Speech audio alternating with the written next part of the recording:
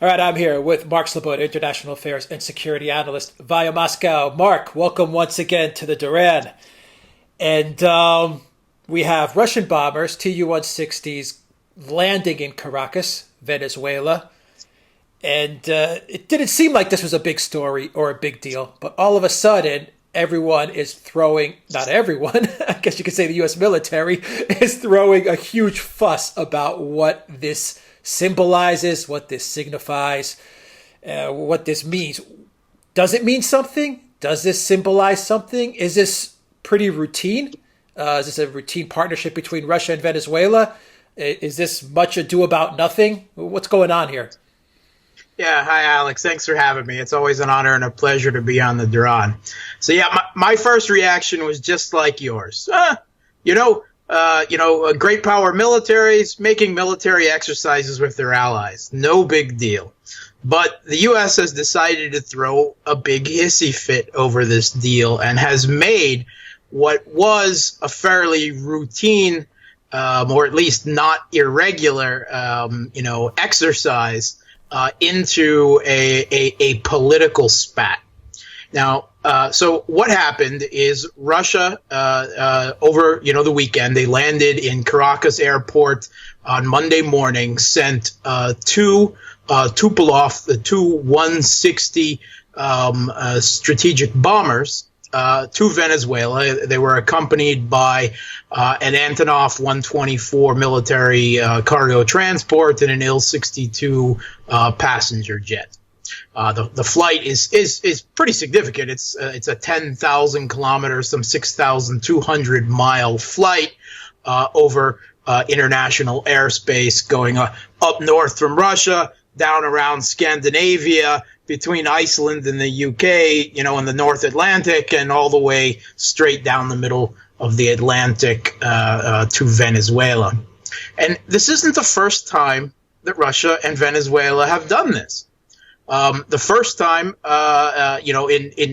in recent years, was in 2008, during the height of military tensions between Russia and the United States, when the U.S.-backed strongman Mikhail Saakashvili launched an attempt to retake a separatist enclave in South Ossetia, where there were Russian peacekeepers who were killed in the process. It was repeated 5 years later in 2013. Same thing. Two Tupolev bombers fly to Venezuela and come home. And 5 years later, here we have the same thing again, except now U.S.-Russia tensions are at a never-before-seen level, certainly not since the Cuban Missile Crisis.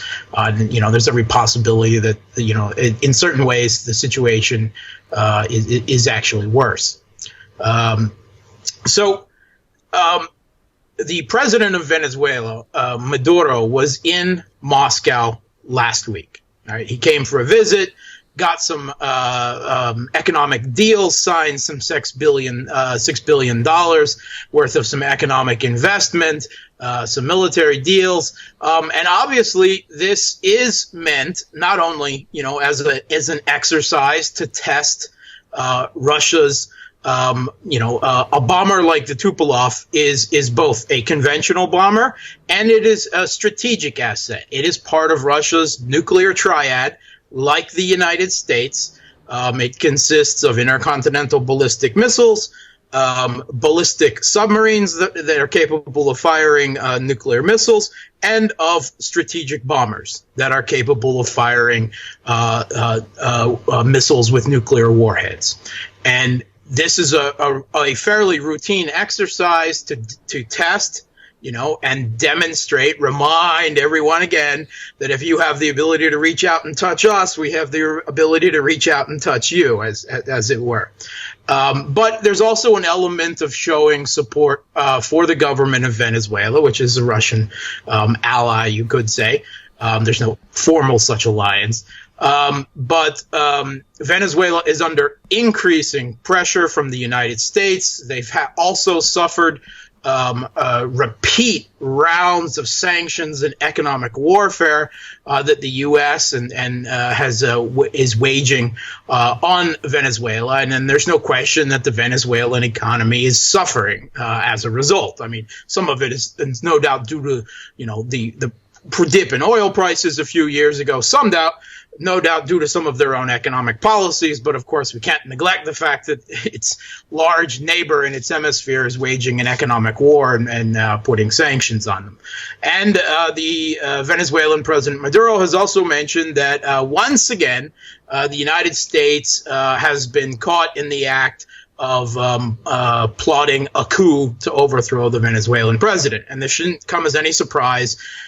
These episodes go all the way back to President George W. Bush. They happened several times during the Obama administration, and we happen again. And it was just a couple months ago that Trump said the problem with Venezuela has several options and that he's not taking the military option off the table, not even talking about a covert attempt, but an actual military attempt. So this is Russia showing some political and a degree of military support while carrying this out. The U.S. military reacted very negatively to this. The Pentagon spokesman, this is a Richard Manning, he says that he found it to be that Russia's doing this while there is a tragedy going on in Venezuela. He says the United States has sent a hospital ship to the region and has treated several Venezuelans who are refugees, if not part of the organized opposition that Colombia supports in Colombia. The hospital ship has provided humanitarian assistance to them. And he said, contrast this with Russia, whose approach to a man-made catastrophe. Yes, it is a man-made catastrophe, and you had no small part in making it with your sanctions and economic warfare. This man-made catastrophe is to send bomber aircraft instead of humanitarian assistance. And Secretary Pompeo tweeted out, following Trump's Twitter diplomacy, Russia's government has sent bombers halfway around the world to Venezuela. The Russian and Venezuelan people should see this for what it is. Two corrupt governments squandering public funds and squelching liberty and freedom while their people suffer. I found that touching. That touched something deep inside here. The Russians, replied back, noting the United States' $750 billion defense budget, not counting its contingency, which includes its wars, and its network of over 1,000 military bases around the world. They note that Russia spends about a 1/12 of what the U.S. does on its military. It doesn't send anywhere near as many forces far-flung around the world. We saw just in the past 2 weeks, we've seen U.S. naval warships once again doing freedom of navigation exercises in the South China Sea on the other side of the world, in the Sea of Japan near Russia's Pacific Fleet base on the other side of the world, and announcing they're going into the Black Sea as well as flying spy plane flights over Ukraine up to the Russian border. And the Russian presidential spokesman noticed that if the U.S. would donate just half of their military budget, they could support all of Africa. So talk about squandering public funds. And there was also some notes that it's too bad that a country, the United States, with so much money and so much debt, is squandering so much funds that it can't provide free higher education and healthcare for its people like Russia can. Right, so did these bombers fly over U.S. airspace? No, they didn't fly airspace. They didn't fly over anyone's airspace. Why does Pompeo care? What is the real reason that you see going on here for this sudden interest in two bombers, landing in Caracas airport? Well, part of this is just simply the gut reaction. The U.S. military is allowed to operate all around the world up in everyone else's face, in China and Russia and Iran and everywhere. But you're not allowed to do the same thing to the United States. I mean, part of that is simply that type of. But was this directed at the United? I mean, this went to Venezuela, not the United States. Yes, yeah, it was a show of support for Venezuela. But I mean, the U.S. has a long history dating back to the Monroe Doctrine that other countries in the world aren't allowed to operate militarily, according to it, in its own hemisphere. And it sees the Western Hemisphere and all the governments of South and Central America as its vassals, as its playthings. And Venezuela may be an upstart vassal, but it doesn't mean Russia, in turn, can get all uppity and start building military relations with them. And then, of course, there's, the signature thing that this is a direct response to U.S. military, freedom of navigation, freedom of skies operations off Russia's coast in recent times. And the fact that the U.S. is very likely, they're definitely involved in an economic war to try to overthrow the government of Venezuela. And it is almost a certainty that they are continually involved in repeated attempts to covertly. And according to Trump, they may be planning something overt in the near future. That this is kind of a challenge to a government that they claim they have the ability to regime change at any given time on their whim. Is this coordinated? Flights like this, aren't they coordinated well in advance between the two militaries? So would the U.S. not have had ample notice that this was taking place? Yes. Okay, Yes. So Pompeo did have time to formulate their whole PR strategy. The Russian military informed the U.S. military ahead of time. Of course, that's not the way the press and the media cycle reacts to this, right? And a lot of it is driven by the media and the Trump administration reacting to the U.S. media's reaction to it. So the fourth estate, the media, also has a part to play in this quite hypocritical hysteria that we see here. Yeah, and Pompeo's, surprise tweet acting all shocked and stunned that this is taking place. Is obviously, he knew well in advance what was going on. So a lot of this is just his show, PR show. His show. Now, I'd like to just talk a little bit about this bomber because it's really a nice piece of gear for the military, the armchair wonks out there. Mm-hmm. This is the fastest and heaviest and largest bomber in the world, right? Hands down. It is also the largest supersonic military aircraft. The Tupolev 160, the Americans designated as the Blackjack, and for Russians, it's the Billy Lebed, the White Swan. If you take a look, just superficially, it looks very much like the American B-1 Lancer. The B-1 Lancer is painted usually dark gray, while the Tupolev 160, the White Swan, is a non-reflective white color. And there's often military wonks often say, well, in a fight, who would win? Well, of course, you don't send two bombers up against one another. But even if you're talking in terms of mission and quality and so on, they look the same, but they're actually quite different aircraft. They both date to the same era. And unlike other pieces of hardware on both sides, bombers in both the U.S. and the Russian arsenals, dating back to the Cold War and the Soviet Union, haven't actually changed that much, with the exception of America's B-2 stealth bomber, which actually started design and production back in the late 1970s. So even that dates to the Cold War era. While the Lancer, the B-1, the America's bomber, was designed as a penetrator. What you normally think of as a bomber. Fly over another country, penetrate their air defense, and drop some bombs, right? Late in the 70s, the Carter administration realized that they wouldn't survive Soviet air defense, and so the program was canceled.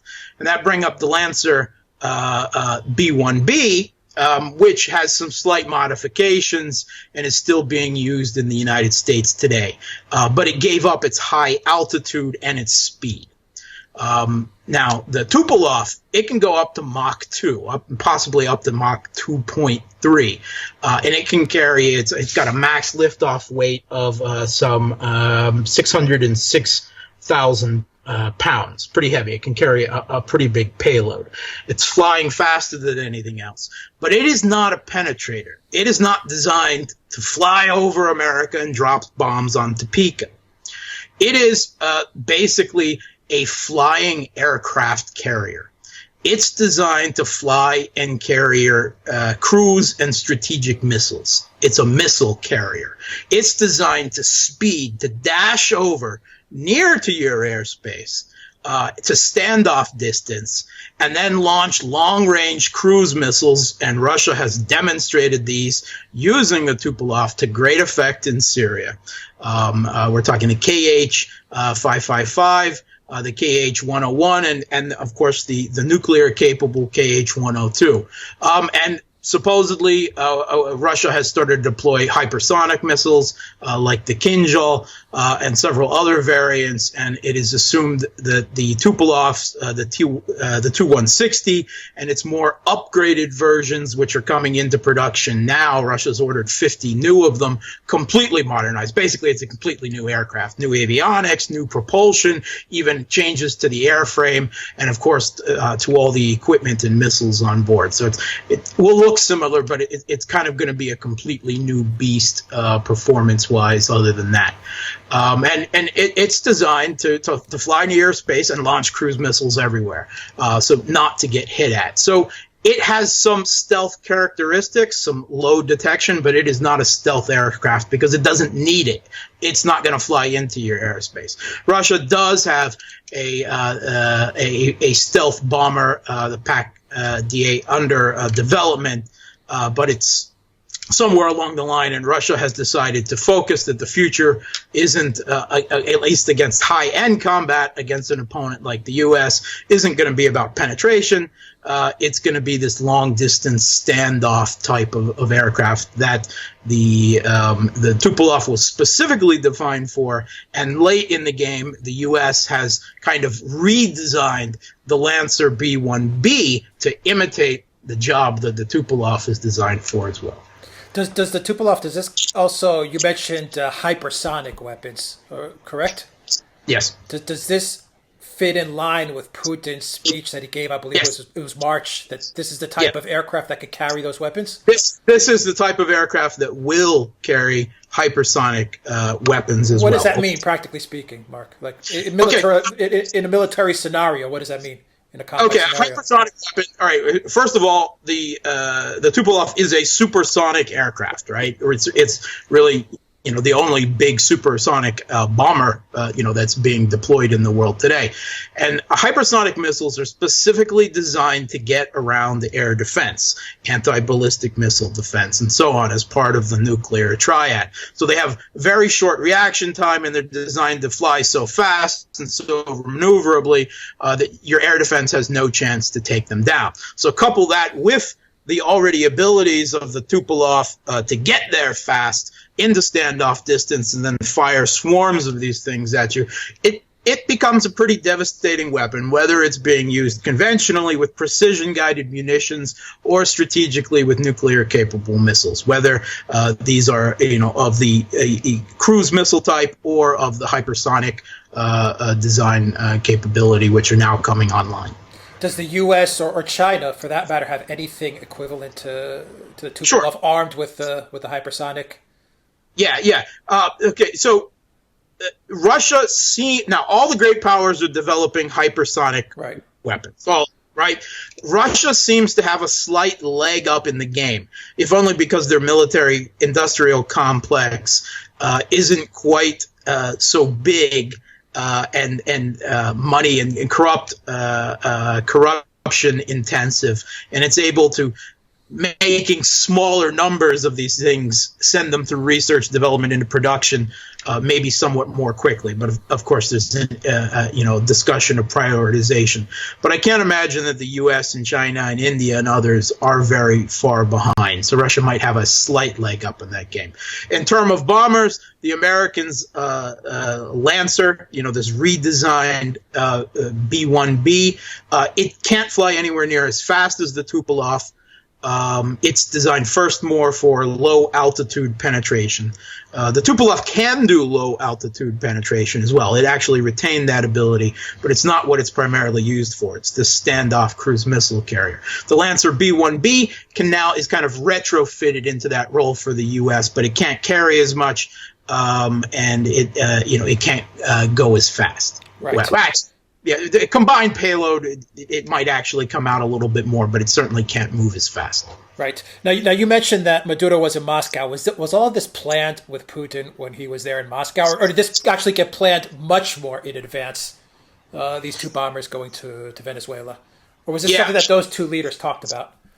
I would imagine that there is no definitive word on that coming out. We don't know how far in advance the Russian military did warn the U.S. military. The fact that this was done in 5-year intervals, 2008, 2013, 2018, indicates that there is a degree of regularity to this.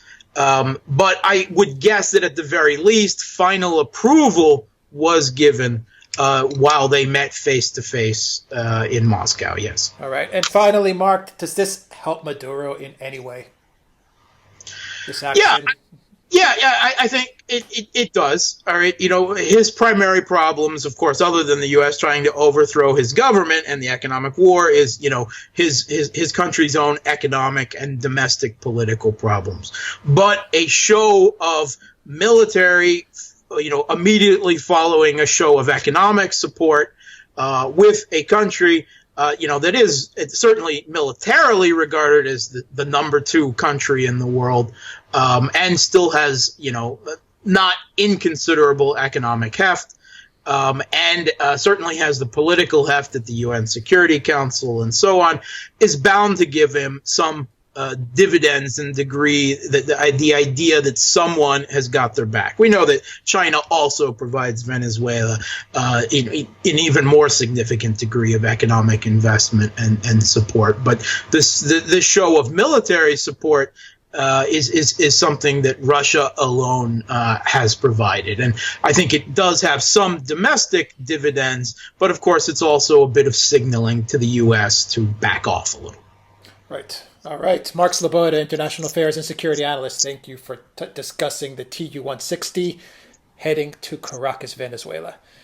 All right, guys, if you like this video, click on the subscribe button down below and click on that notifications bell. Also go to the Duran shop.